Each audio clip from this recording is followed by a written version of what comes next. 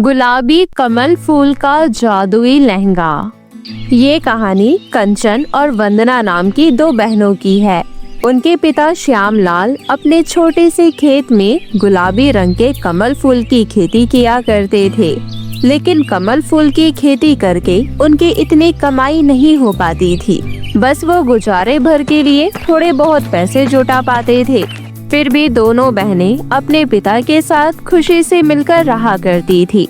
लेकिन जैसे जैसे कंचन थोड़ी बड़ी होने लगी, उसने अपने नए दोस्त बनाने शुरू कर दिए। उसके सभी दोस्त अमीर थे। वो भी धीरे धीरे अमीर बनने के ख्वाब देखने लगी। मुझे भी जल्द अमीर बनना है। मुझे ऐशो आराम की सारी चीज चाहिए। एक दिन मैं भी अमीर बनकर रहूंगी। ऐसे ही एक दिन श्यामलाल अपनी दोनों बेटियों के लिए सुंदर सा लहंगा खरीद कर लाते हैं। वंदना, कंचन, जल्दी मेरे पास आओ। आज कमल फूल बेचकर मुझे अच्छे पैसे मिले थे, इसलिए मैं तुम दोनों के लिए लहंगा लेकर आया हूँ। पापा, आप अपने लिए कुछ नहीं लाए? मुझे भी किसी चीज की जरूरत नहीं थी बेटी। जब जरूरत पड़ेगी तो ले आऊंगा। वंदना को अपने पिता की चिंता थी, तो वही कंचन मुंह बनाते हुए कहती है, ये क्या पापा, आप कैसा बेकार सा सेल वाला लहंगा खरीद कर लाए हैं। लाना ही था तो ब्रांडेड कपड़े लाते। मैं नहीं पहनती ऐसे चीप लहंगा। तो ऐसी बातें क्यों कर रही है कंचन? पापा ने बहुत मेहनत करके हमारे लिए कपड़े खरीदे हैं। तुझे तो खुश होना चाहिए। तुझे खुश होना है तो तू हो जा खुश, क्योंकि तेरी सोच गरीबों वाली है, इसलिए तुझे ऐसे सस्ते बेकार कपड़े अच्छे लगेंगे। तुझे पता भी है अमीर बनने के लिए ब्रांडेड कपड़े पहनने होते हैं। मेरी सहेलियों को देखो, सब कितनी अमीर है। ओह अच्छा, तो तुझे तेरी अमीर सहेलियों ने बिगाड़ रखा है। जब से उसकी संगत में गई है बावली हो गई है। कंचन की ऐसी बातें सुनकर उसके पिता की आंखों में आंसू आ जाते हैं और वो कहता है, बेटी कंचन, ऐसा नहीं कहते, बल्कि भगवान को शुक्रिया अदा करना चाहिए कि हमें 2 वक्त का खाना तो मिल रहा है। सूखी रोटी के अलावा आपने दिया ही क्या है हमें खाने को? आपसे अच्छा तो मेरी सहेली के पापा हैं। कम से कम अमीर तो हैं, अपने परिवार को कम से कम खुश तो रखना जानते हैं। आपकी तरह नहीं, कितने दिनों से कमल फूल की खेती करके भी कुछ नहीं उखाड़ पाए। कंचन की ये बात श्यामलाल के दिल पर जाकर लगती है। उस दिन के बाद से श्यामलाल अपनी बेटी कंचन को कभी कुछ नहीं कहता था। इसलिए कंचन अपने हिसाब से अपनी मर्जी की जिंदगी जीने लगी। धीरे धीरे कंचन और वंदना दोनों बड़ी हो गई और उनके पिता श्यामलाल की तबीयत भी कुछ ठीक नहीं रहती थी।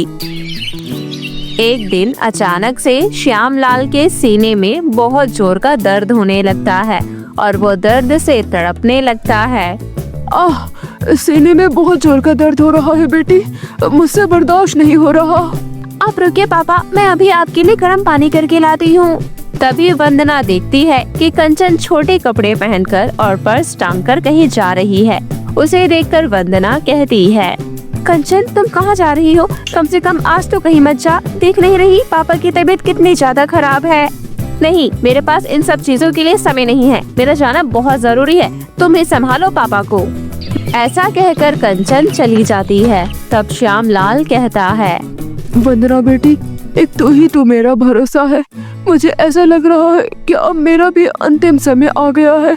मेरे जाने के बाद कमल फूल के खेत का ख्याल रखना बेटी। ऐसा कहते कहते श्यामलाल की मृत्यु हो जाती है। पिता के जाने के बाद वंदना फूट फूट कर रोने लगती है।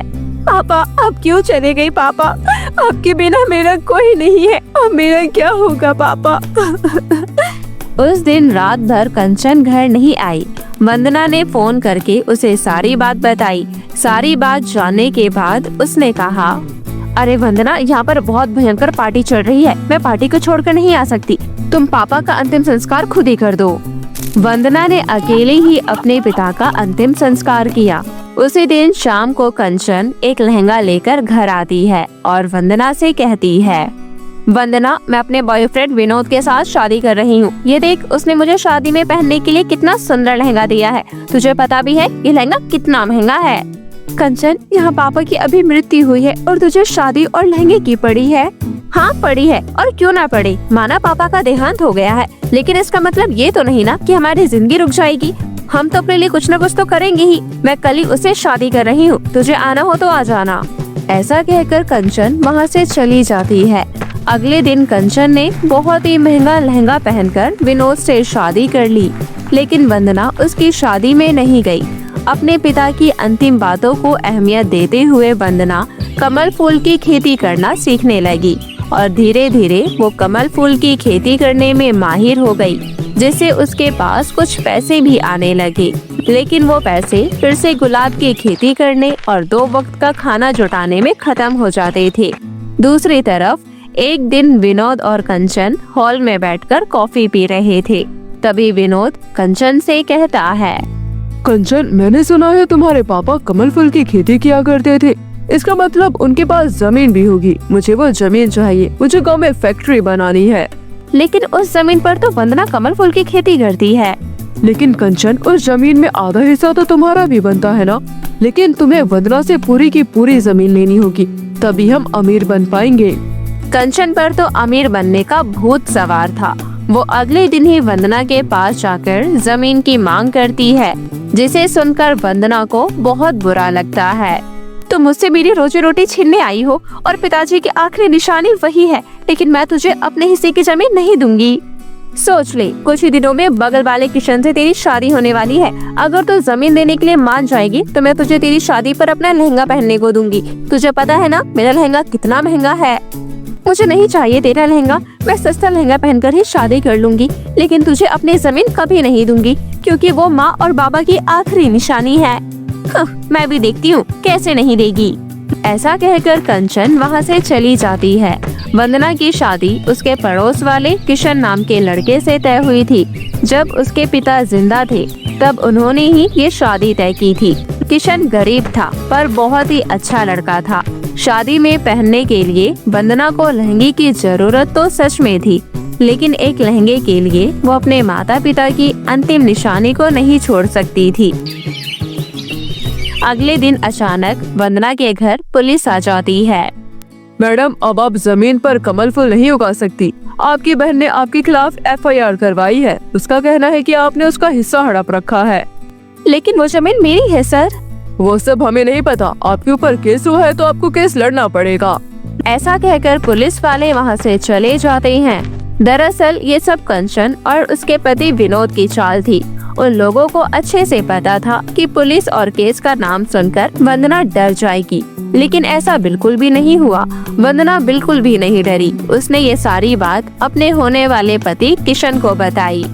तुम इतनी टेंशन मत लो वंदना, पहले हम दोनों शादी कर लेते हैं, उसके बाद हम दोनों मिलकर जमीन के लिए तुम्हारी बहन से केस लड़ेंगे, क्योंकि ये तुम्हारी माँ और तुम्हारे पिता की आखिरी निशानी है। किशन के जाने के बाद वंदना खुद में ही सोचने लगती है, शादी के लिए तो बहुत कुछ खरीदना पड़ेगा और फिर ससुराल खाली हाथ थोड़ी ना जाऊंगी। मेरे पास तो इतने पैसे भी नहीं है कि अपने लिए शादी का लहंगा भी खरीद सकूं। क्या करूं? वंदना उदास होकर लेट जाती है। लेटे लेटे अचानक से वंदना की आंख लग जाती है। उसके सपने में उसके स्वर्गवासी पिता श्यामलाल आकर कहते हैं, बेटी, तुम इतनी चिंता क्यों कर रही हो? मर के भी तेरे पिता तेरे साथ है। अपने खेत के गुलाबी कमल फूल से बना हुआ मैं तुझे एक जादुई गुलाबी कमल फूल का लहंगा दे रहा हूँ। इस लहंगे से तुम कुछ भी मांग सकती हो। ऐसा कहकर उसके पिता गुलाबी कमल फूल से बना हुआ एक लहंगा प्रकट करती है और तभी वंदना की आंख खुल जाती है। जब वो अपने सामने सच में गुलाबी कमल फूल से बना हुआ लहंगा देखती है तो वो बहुत खुश होती है और वही लहंगा पहनकर अगले दिन शादी करती है। उस लहंगे में वो बहुत खूबसूरत लग रही थी, इसलिए किशन उसकी फोटो खींचकर अपने सोशल मीडिया पर डाल देता है। कुछ ही घंटों में वंदना की फोटो और उसका गुलाबी कमल फूल वाला लहंगा वायरल हो जाता है, जिससे किशन को बहुत सारे कॉल आने लगते हैं। भाई साहब, आपके वाइफ ने जो लहंगा पहना है वो मुझे बहुत अच्छा लग रहा है। आप मुझे वो लहंगा दे सकते हैं क्या? मैं आपको इस लहंगे की मुंह मांगी कीमत दूंगी या फिर उसके जैसा दूसरा लहंगा दे दीजिए, या तो आपने वो लहंगा कहाँ से बनवाया है ये बता दीजिए। किशन सारी बात अपनी पत्नी को बताता है। तभी वंदना कहती है, मेरे पास एक आइडिया है जी। पापा ने कहा था कि हम कमल फूल के लहंगे से कुछ भी मांग सकते हैं, तो क्यों ना हम इसके जैसे ढेर सारे लहंगे बनाकर बेचना शुरू कर दे।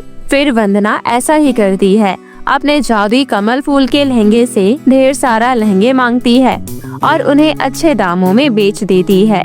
कुछ ही दिनों में वंदना बहुत पैसे वाली हो जाती है और एक अच्छा वकील हायर करके अपनी जमीन के लिए केस लड़ती है और वो केस जीत भी जाती है। इस तरह वो अपने माता और पिता की आखिरी निशानी बचाने में कामयाब रहती है और दूसरी तरफ कंचन और उसका पति विनोद हाथ मलते ही रह जाते हैं।